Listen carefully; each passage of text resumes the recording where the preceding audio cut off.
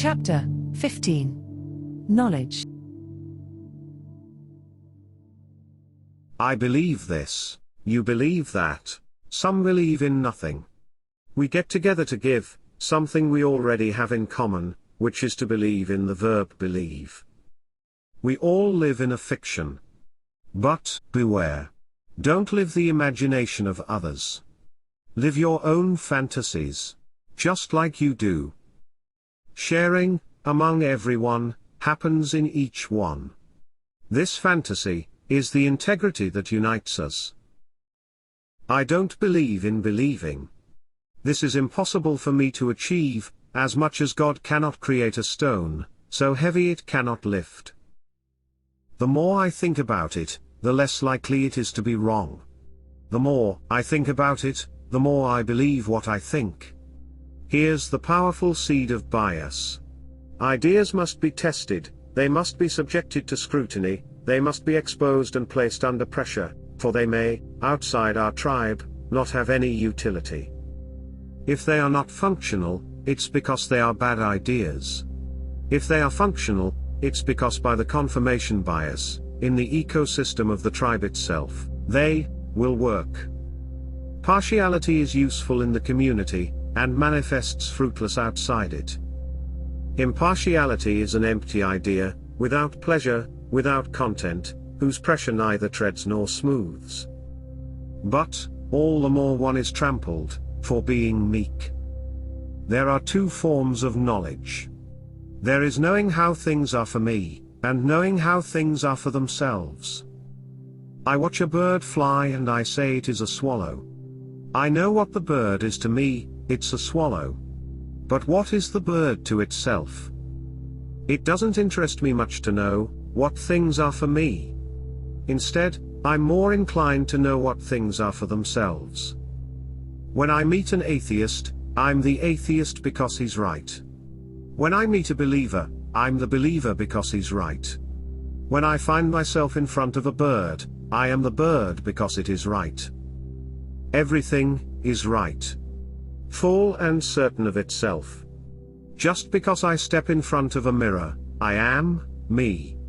That's why I'm not going to meet ideologies. But, I'm going to meet everything, within paradox. There are three ways to deal with reality.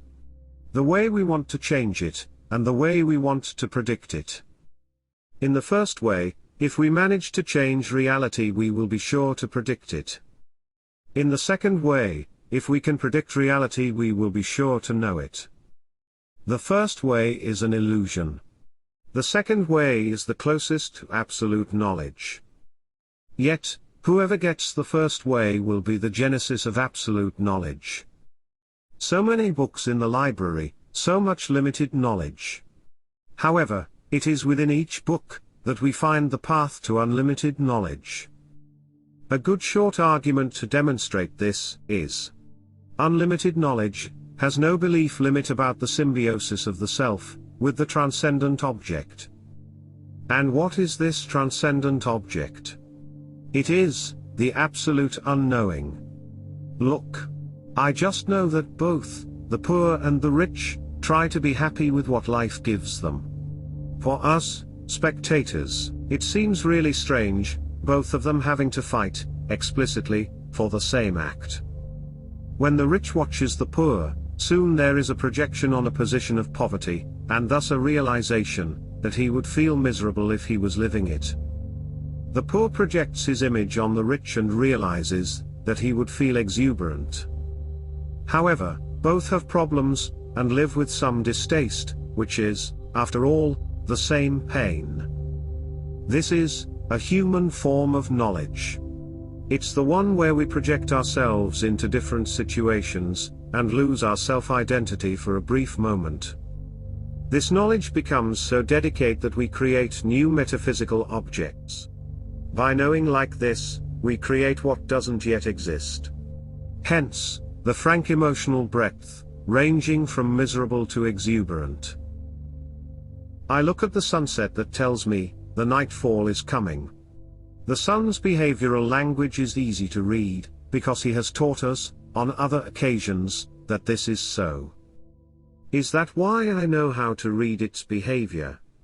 Am I the one who decodes this information on my own, or was it the sunset who taught me and allowed me to read it?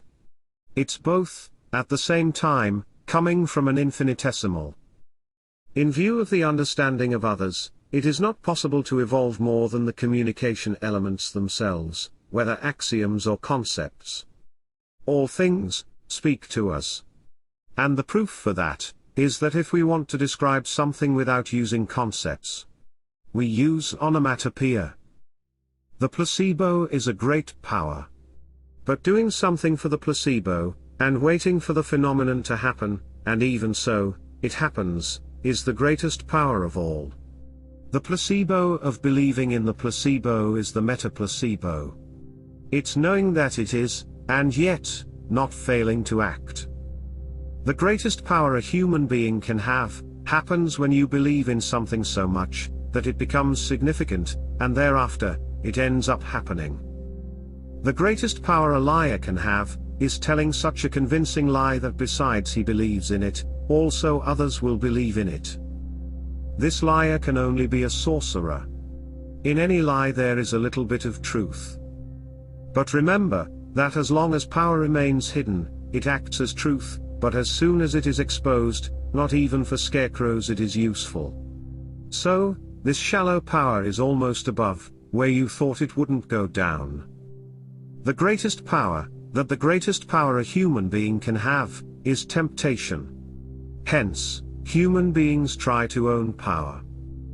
The act of believing has its role in owning the truth.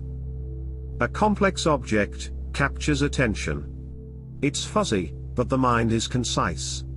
Complexity is something that rejoices our curiosity, so it's tangible and readily satisfies. Dissatisfied is someone who is satisfied, and has nothing else. Here, when there's nothing else, the standing water turns stagnant. A simple object goes unnoticed. It's concise, but the mind gets fuzzy. Simplicity is something that falls short of satisfaction, so it's intangible and hardly precipitates. As it is diluted, it permeates all and never runs out. Here, when short, the water that flows is not stagnant. I watched a pigeon walking on the ground. I really wanted to be the pigeon for a change. I wanted to look through its eyes and take flight. Do an aerial stunt and fly high, up there, and see all the little things below. But I realized, this is me being the pigeon, being human. That imagination is nothing more than to be things being human, in particular the own self. Well, if I were truly the pigeon, that is, the pigeon being the pigeon, would it have the human desire to do such an aerial feat? To be the pigeon, it's enough that I don't want to control it. Indeed. The only things that take me seriously are the things I imagine.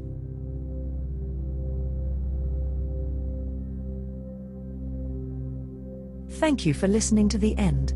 Support this work if you liked it. You can buy the book on Amazon, where you can download the digital copy and have the physical book delivered to your address. Look for seasonal promotions and discounts.